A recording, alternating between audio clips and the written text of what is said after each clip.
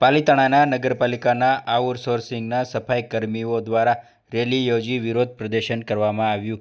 નગરપાલિકામાં દેવાળું ફૂંક્યું હોય તેમ વિવાદોમાં આવી રહી છે. ત્યારે નગરપાલિકાના આઉટસોર્સિંગના તેમજ રોજમ કામદારો 2.5 માસથી પગાર ન થતા કર્મચારીઓ હડતાલ પર ઉતર્યા છે અને કામગીરી બંધ કરી છે. હડતાલને લઈને પાલિતાણા શહેરમાં ગંદકી જોવા મળી રહી છે. શહેરીજનો પરેશાન થયા છે. ત્યારે પાલિતાણામાં આજે કોંગ્રેસ સહિત કર્મચારીઓ દ્વારા સૂત્રોચ્ચાર કરી રેલી યોજી ડેપ્યુટી કલેક્ટરને આવેદનપત્ર આપવામાં આવ્યું છે અને વહેલી તકે પગાર કરવામાં આવે તેવી પણ માંગ કરી છે. ત્યારે 2.5 માસથી પગાર ન થયો હોય તે 250 જેટલા કર્મચારીઓ હડતાલ પર ઉતર્યા છે અને ડ્રેનેજ વિભાગ, વોટર વર્કર, સફાઈ કર્મચારીઓ હડતાલ પર ઉતર્યા છે. વહેલી તકે પગાર કરવામાં આવે તેવી પણ માંગ કરવામાં આવી છે. સફાઈ કર્મીઓનો પગાર મામલે દર મહિને હડતાલ કરવી પડતી હોય તેથી તેનું કાયમી નિરાકરણ લાવવા માંગ કરવામાં આવી છે.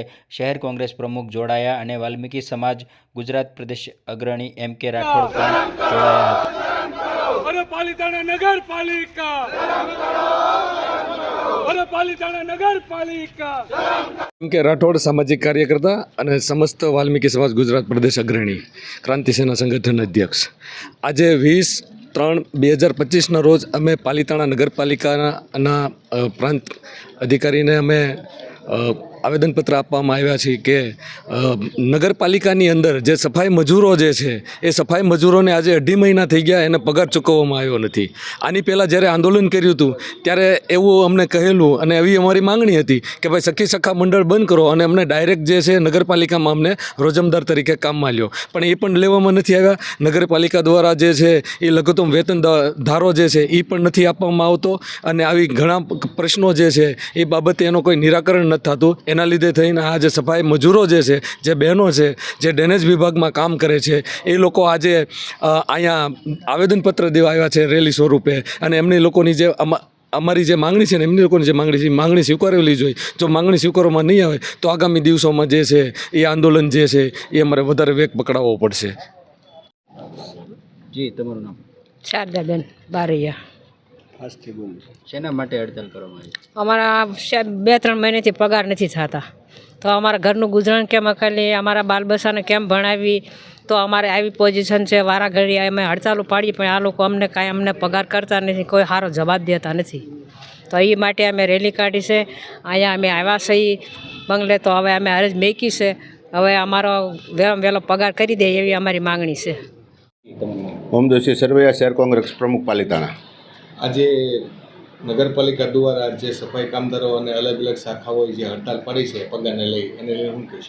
ખાસ કરી અને નગરપાલિકાના કર્મચારીઓ દ્વારા છેલ્લા 3 મહિનાથી પગાર થયો ન હોય હડતાલ પાડેલી છે. આવું એક વખત નહીં, અવારનવાર બને છે. કર્મચારીઓ હડતાલ પાડે ત્યાં સુધી પગાર થતા નથી, પગાર દેવામાં કોઈ સમજતા નથી.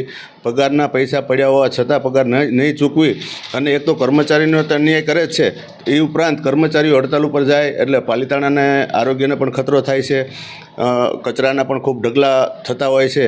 એટલે જેથી કરી અને મારી ખૂબ મોટી લાગણી છે ચીફ ઓફિસર શ્રી, પ્રમુખ શ્રી તથા તમામને કે ભાઈ પગાર તાત્કાલિક 3 મહિનાના કરી દેવા અને એ ઉપરાંત દર મહિનાની 1 થી 5 તારીખ સુધીમાં નગરપાલિકાના કર્મચારીઓનો પગાર કરી દેવા જોઈએ. પાલિતાણા નગરપાલિકાના અલગ અલગ શાખાઓના કર્મચારીઓ હડતાલ ઉપર જાય છે, જેને લઈને શહેરની આમ જનતામાં શું અસર પડે?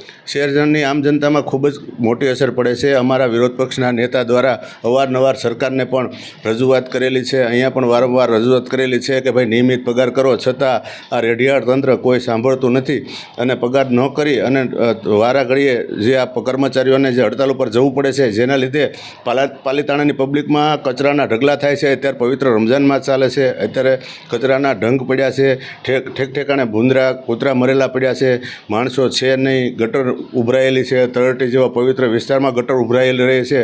તો એના લીધે પાલિતાણાની જનતા પણ ખૂબ નુકસાનીમાં છે અત્યારે હાલમાં. આજે દરેક કર્મચારી દ્વારા ડેપ્યુટી કલેક્ટરને આવેદનપત્ર દેવામાં આવ્યું છે, તો આગામી સમયમાં તમારી શું માંગ રહેશે પક્ષ?